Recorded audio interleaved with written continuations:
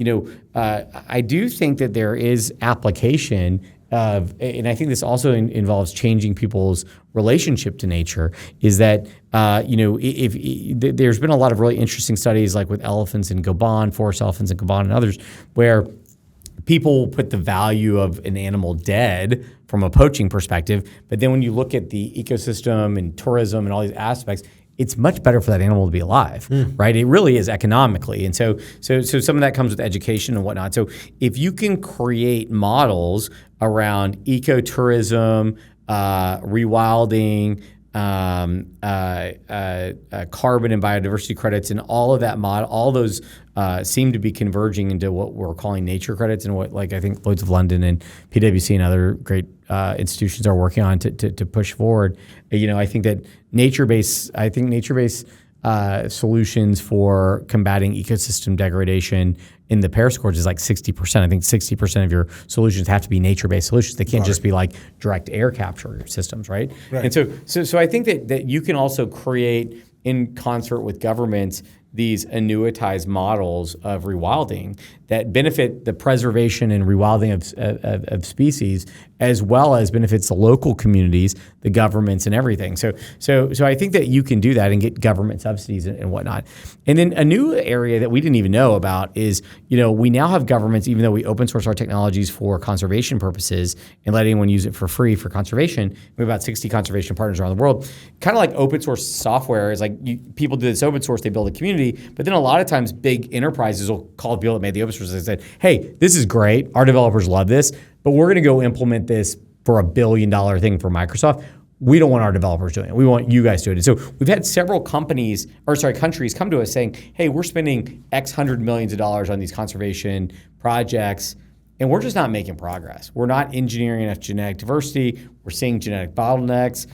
We don't know how to mass produce them. And so I think there's a world where while we open source those technologies, countries are now coming to us saying, can you do this for us? Because if you do it for us, you could cut in one particular project, we'd be cutting their recovery rate of a species down by about 22 years. And we'd save them over $200 million. Have you spoken to the government in India? We have not yet. We'll get you a meeting. Yeah. I'd love to get you a meeting. I would love that, because, the rewilding of the cheetahs there has been, pretty interesting. Right. So there is them, and then about the Ambani family and them running the biggest. So I was actually at a conference that Mr. Ambani is one of the hosts of this last weekend, but he wasn't there. So I didn't get to meet him. But I know they're huge conservationists, and so yeah, I'll get you a meeting with both of them. Yeah. I think it'll be a very useful partnership for you, if that is at all. Yeah. No, it's super interesting, right? I'd love that. That'd be amazing. So what I'm understanding right now is that, there's a climate tech category, and it's a huge one. It's probably invisible, some microbes that is breaking down plastics, and the corals that might be fixing the oceans, and there's that. Yeah. What I'm also hearing is that, and sorry if it's a little crass, but it seems like the de-extinction is really like the tip of the iceberg marketing stuff, and the tech stack underneath could do so much in pharma and maybe even human health. Yeah, absolutely. It absolutely can. But I do get asked this question occasionally, because people are excited about all aspects of our project. People are like, yeah, if Colossal solves XYZ problems, spins out 20 companies, creates, a $1 trillion company, but never brings back the mammoth. I got asked this question numerous times. Do you think Colossal was a success? And what do you think? I think it's a failure. Really? So the woolly mammoths, where it hinges on. This is me personally, okay? Sure. This is me personally. I believe it's like when you make a big promise, you need to do everything in your power to deliver on it. And so, you are correct that the de-extinct animals, and that it gets people excited, but I also want to make sure it's always clear that that isn't just marketing. We wouldn't have made direwolves if that's the case. We just keep talking. We just talk about the mammoth forever, and we wouldn't put money on dodos or anything else, right? And so for me, I do think, as I said earlier, I think there's a unmeasurable halo effect outside of the technology stack and the spinouts. I think there's an unmeasurable halo effect to inspiring the next generation when they say these animals, were extinct 10,000 years ago, or I guess 3,500 years ago, 4,000 years ago, and but mostly were more propagated in 10,000 years ago, and we now have sustainable herds back in the ecosystem.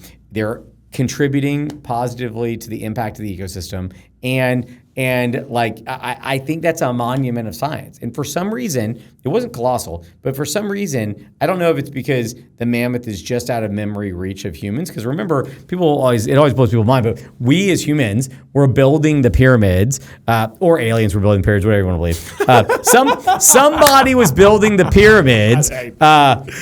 Somebody was building the pyramids at the same time as mammoths were still on the earth. Yeah. Which is crazy. Yeah. Like, that kind of blows people away. Because people sometimes put mammoths in this prehistoric category of like dinosaurs. They're like, there were dinosaurs, there was a huge asteroid, and then the next day they're mammoths. That's not exactly how it worked. And so what's interesting to me is I think that, if we do a lot of good and we reform conservation and we build our big bio vaults and we like safeguard humanity, we do all these things that we really want to do, but we don't deliver on the promises we made from a species perspective, then I would consider us failure. I hear you. Because I think we've made promises to kids. Right. Like I don't. I care. see what you mean. I don't give a shit about some Reddit troll, right? That's like, they didn't do it. What I care about though is if we have some 10-year-old that's rooting for us when they're 15, if we don't have a mammoth, or an 18 or whatever year it is, or 13 or whatever it is, if we don't deliver on that, then I feel like I let those guys down. Right.